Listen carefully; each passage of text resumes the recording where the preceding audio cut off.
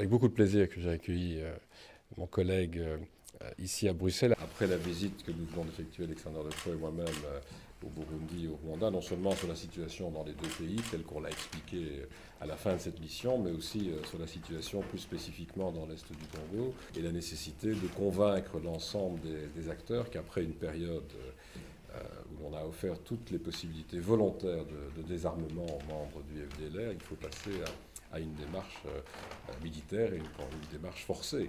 Tous les éléments se mettent en place. Je pense que nous avons développé la même analyse en la matière, mais je serais ravi d'entendre surtout le programme qui est encore maintenant dans les jours à venir indispensable pour continuer le travail.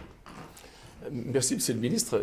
Comme vous l'avez dit, nous avons procédé à une évaluation de la situation dans la région des Grands Lacs. J'ai profité des dernières informations que Monsieur le Ministre a partagées avec moi suite à ses visites au Burundi et au Rwanda. J'y vais moi-même en Afrique du Sud et au Rwanda et nous avons effectivement la même analyse de la situation et nous estimons effectivement qu'après la période de grâce de 6 mois qui a été donnée au FDLR pour se rendre de façon volontaire, aujourd'hui, force est de constater que cela n'a pas été fait et que l'option militaire doit être mise en œuvre. Et donc nous sommes d'accord pour encourager toutes les parties concernées, et en particulier donc, le travail en commun entre la MONUSCO et la RDC, avec le soutien de toutes les parties concernées pour que l'action militaire se mette en place le plus rapidement et dans les meilleures conditions possibles.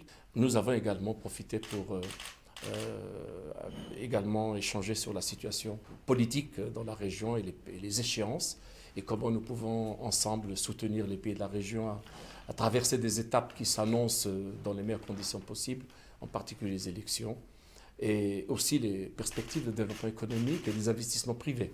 Parce que autant nous devons travailler sur la neutralisation des forces négatives, sur le rétablissement de la confiance, sur l'accompagnement des États pour que les échéances électorales soient des opportunités pour renforcer la démocratie et la stabilité. Nous devons aussi aider la région à envisager le développement à travers l'aide au développement que les agences, les pays, les partenaires peuvent apporter, mais également les investisseurs privés.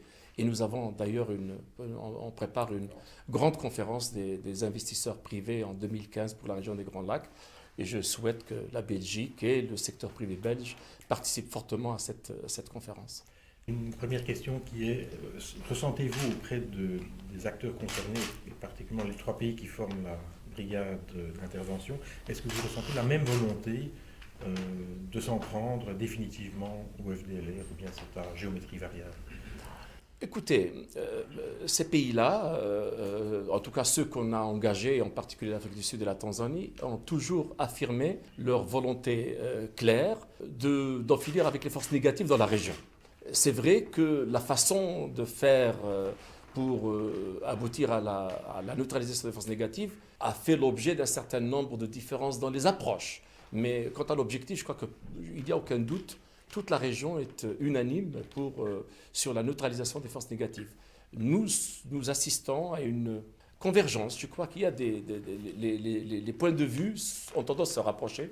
Vous avez vu la déclaration récente de l'Afrique du Sud qui a dit clairement qu'ils restent engagés à la neutralisation des forces négatives et des FDLR et qu'ils regrettent, comme nous tous, que les FDLR n'aient pas saisi l'occasion des 6 mois pour le désarmement volontaire et que désormais l'option militaire est inévitable.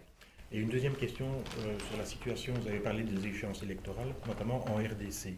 On assiste quand même à un raidissement du régime en vue d'empêcher l'opposition de jouer son rôle à l'approche de scrutins qui seront délicats, notamment le scrutin présidentiel de 2016.